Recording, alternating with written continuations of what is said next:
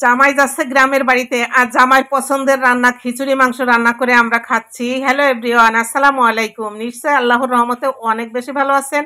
আমরাও আলহামদুলিল্লাহ ভালো আছি। এই তো নতুন একটা ব্লগ ভিডিও নিয়ে চলে এসেছি অনেক দিন পরে। আজকে রান্না করব খিচুড়ি মাংস। সব আয়োজন করে নিছি খিচুড়ি মাংসের জন্য। ৩ ধরনের ডাল এখানে পরিষ্কার করে ধুয়ে এরপর ভিজায় রাখা হয়েছে। আর আপনাদের ভাইয়া হচ্ছে বিশেষ একটা কাজে গ্রামের বাড়িতে যাবে, কিন্তু আমি আবার এদিকে আপনাদের ভাইয়ের হচ্ছে অনেক পছন্দ খিচুড়ি আর মাংস, কিন্তু সে থাকবে না বাসায়, তারপরও রান্না করছি কারণ বাইরে কিন্তু প্রচুর বৃষ্টি, হয়তো বৃষ্টির শব্দ আপনারা পাচ্ছেন বা রিমঝিম বৃষ্টি নামছে। আর বৃষ্টির দিনে খিচুড়ি তো অনেক ভালো লাগে খেতে। তা আমি যেহেতু সকালবেলা রান্নাটা করি সবসময়, আপনাদের ভাইয়া হচ্ছে আমাকে মাংসটা একটু মাখায় দিয়ে যাচ্ছে। মাংস মাখানোর কাজ তো সেই করে বাসায়, যেহেতু সকালে এসে বাসায় থাকে। তা সে যাবে, আমি বললাম মাংসটা তাহলে মাখায় দিয়ে যাও। মাংসটা আপনাদের ভাইয়া খুব সুন্দর করে মাখায় অনেক সময় নিয়ে। আর মাংসটা মাখানোর সময় এত সুন্দর একটা ফ্লেভার বের হয়, মনে হয় এই ফ্লেভার দিয়েই 1 প্লেট ভাত খাওয়া যাবে। এত সুন্দর একটা ধৈর্য সহকারে মাখায়। আমার আবার বাপু এত ধৈর্য নাই, এত ধৈর্য নিয়ে মাখাতে পারি না। এর জন্য আপনাদের ভাইয়াই সবসময় মাংসটা মাখিয়ে দেয়। তো প্রথমে মাংসটা চুলায় দিয়ে আমি হাই হিটে 10 মিনিট রান্না করি। 10 মিনিট পর একদম লো আঁচে চুলাটা রেখে দেই। এতে করে হয় কি, মাংস থেকে যে পানি ওঠে ওই পানিতেই অনেকটা মাংস রান্নাটা অনেকটাই হয়ে যায়। সবসময় প্রথমে একটু হাই হিটে 10 মিনিট রান্না করি। এই তো দেখেন, এখন আবার ভিডিও এডিট করতে এসে দেখেই আমার মাংস খিচুড়ি খেতে ইচ্ছা করছে। আর সকালবেলা হচ্ছে ভর্তা ভাত করছিলাম, গরম ভাত, আর সাথে হচ্ছে আলু ভর্তা আর মুসুরের ডালের ভর্তা।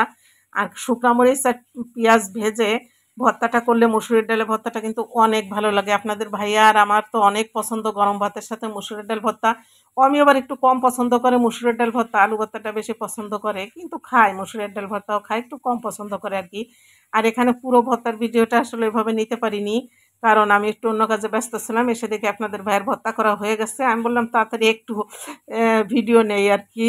আর ভিডিওর কথা কিন্তু আপনাদের ভাইয়া আমাকে অনেক মনে করায় দেয় প্রায় সময়, যে ছবি তুলছো নাকি, ভিডিও করছো নাকি। মাশাআল্লাহ, তার খুব স্মরণ স্মরণ থাকে, সে সব সময় আমাকে মনে করায় দেয়। আর এই তো এদিকে কথা বলতে বলতে দেখেন গরু মাংসটা কতটা লোভনীয় হয়েছে রান্নাটা। আর আমি কিন্তু সবসময় গরু মাংস একটু ঝোল ঝোল রান্না করি, কারণ ঝোলটা না আমার বাসার সবাই অনেক পছন্দ করে। তেলে নেওয়া জিরা আর ছোট সাদা এলাচের গুঁড়া আর দিয়ে দিলাম কিছু পেঁয়াজ বেরেস্তা। এই তো রান্নাটা মোটামুটি হয়ে গেছে। কতটা লোভনীয় হয়েছে, এখনই তো দেখে আমার আবার গরুর মাংস খেতে ইচ্ছা করছে। আর এদিকে হচ্ছে খিচুড়ি রান্না করব। তো ওই যে 3 ধরনের ডাল, বুটের ডাল, মুগের ডাল আর হচ্ছে মুসুরের ডাল আমি পরিষ্কার করে ধুয়ে ভিজায় রাখছিলাম।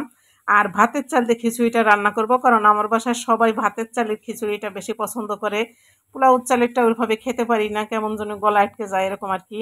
তা ভাতের চাল দিয়ে খিচুড়িটা সবাই পছন্দ করে বলে আমি ভাতের চাল দিয়ে সবসময় খিচুড়িটা রান্না করার চেষ্টা করি। আর খিচুড়ি রান্না করতে তেমন একটা ঝামেলা নাই, শুধু হাতে মেখে একবার বসায় দেওয়া আর মাঝে 2-1 বার একটু নেড়ে চেড়ে দেওয়া। আর দেখেন কতটা লোভনীয় হয়েছে খিচুড়িটাও, মাশাআল্লাহ আলহামদুলিল্লাহ অনেক সুন্দর লোভনীয় হয়েছে। আর খেতেও মাশাআল্লাহ অনেক মজা হয়েছিল।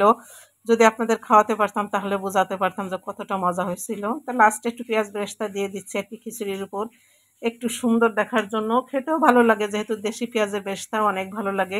এরপর এই তো টেবিলে যে পরিবেশন করে দিলাম খাবারটা। আর যেহেতু আমি আর অমি বাসায়, আপনাদের ভাইয়া যেহেতু গ্রামে গেছে, সিম্পলি আর কি হাঁড়ি পাতিল সহ উঠাই নিচ্ছি, যেহেতু মা মেয়ে দুজনে খাবো। আর আমি আমার প্লেটটা সুন্দর করে একটু গুছিয়ে নিচ্ছি। আর এই ফাঁকে আমিও আপনাদের কাছ থেকে বিদায় নিয়ে নিচ্ছি। সব আপু ভাইয়াদের জন্য মন থেকে দোয়া রইল, ফি আমানিল্লাহ। সবাই আমার জন্য, আমার পরিবারের জন্য দোয়া করবেন। সবাই ভালো থাকবেন, অনেক বেশি ভালো থাকবেন।